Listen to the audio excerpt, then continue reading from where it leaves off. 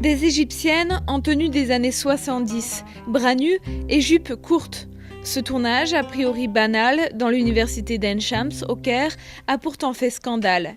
La scénariste de l'œuvre n'en revient toujours pas. Tout d'un coup, les étudiants qui étaient là-bas sont venus en disant non, arrêtez le tournage, on ne veut pas ça dans notre faculté, ce n'est pas respectable, les tenues ne sont pas respectables et tout.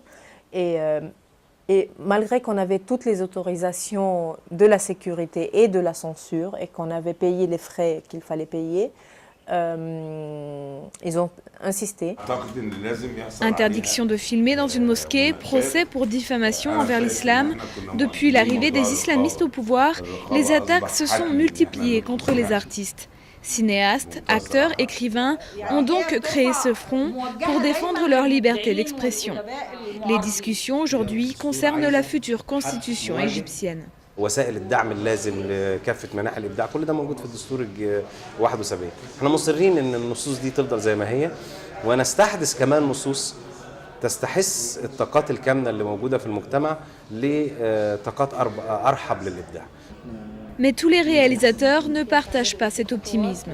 Les fanatiques ils sont en train d'essayer de gagner un territoire. Ils sont en train de se prouver en pouvoir. Et disons que puisque c'est trop tôt pour eux de parler économique ou politique, l'arme la plus facile c'est dire qu'ils sont en train de protéger le mot de Dieu contre les artistes, les penseurs, tout simplement.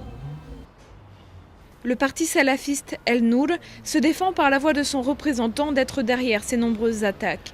Elles sont pour lui des actes isolés.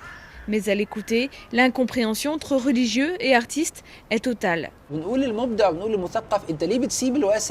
ودايما ما تصر على أن الإبداع لا يكتمل إلا لو نلت من الثوابت الإسلامية.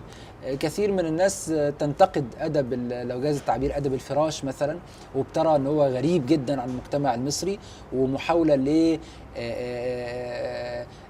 صبغه بصبغة غربية مش موجودة أصلا في الحس المصري.